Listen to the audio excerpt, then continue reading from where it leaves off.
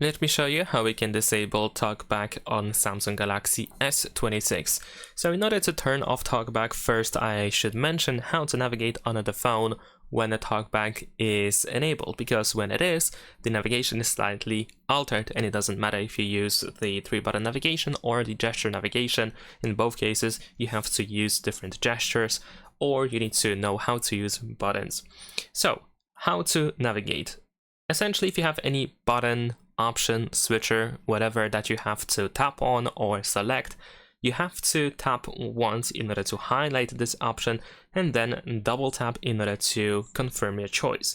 So this involves pretty much anything that is tappable on anything that you can tap on, and this also includes 3-button navigation. So if you have 3 buttons at the bottom of the screen, they work the same way. You tap on a button once and then double tap anywhere on this screen in order to confirm your choice. Now, on the other hand, in terms of any gesture and motion on the screen, like for example scrolling up and down, maybe going through different pages and so on and so forth, all of that has to be done with 2 fingers instead of 1. So any gesture that you perform on your phone, instead of using just 1 finger, you have to use 2 fingers at the same time. So for example, we're gonna go ahead and just jump to the home screen. But also in the meantime, I'm gonna close everything that I have in the background so that we actually start from the beginning. So I'm gonna use 2 buttons in order to, 2 fingers in order to open the list of background apps, because I use gesture for navigation. And then with 2 fingers, I need to swipe up in order to close these apps. So now we are on the home screen. Let's go to the app drawer. So I'm gonna use 2 fingers to swipe up to open the app drawer. We're gonna tap on settings once and then double tap to confirm your choice.